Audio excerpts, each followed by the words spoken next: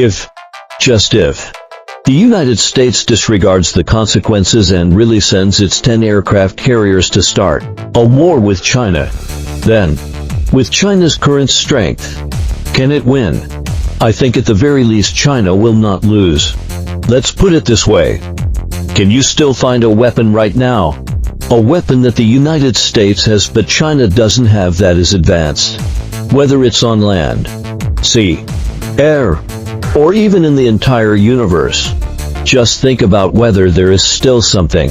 Perhaps there is really one thing. Right. That is the B-2 bomber.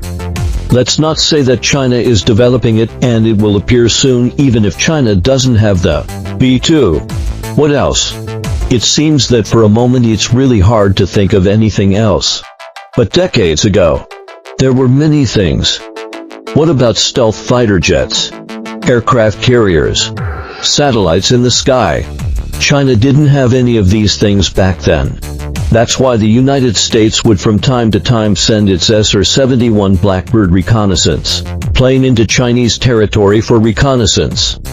As for why, it's because at that time, the United States had a crushing advantage over China. Once a war broke out, the United States was confident it could win. So the United States was fearless.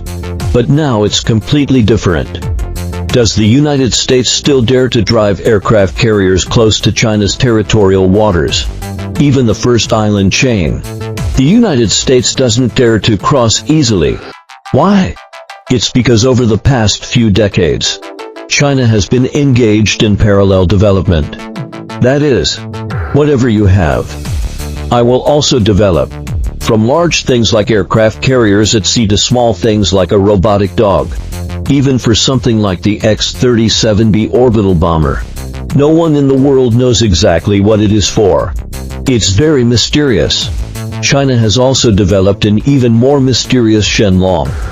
A few days ago, wasn't it photographed by an astronomer in Austria?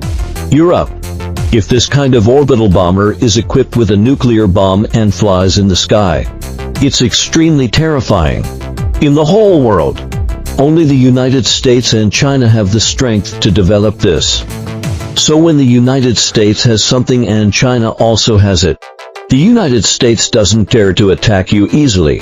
Because the United States is afraid of receiving equal retaliation. This is the benefit of having power in the hands of civilized countries.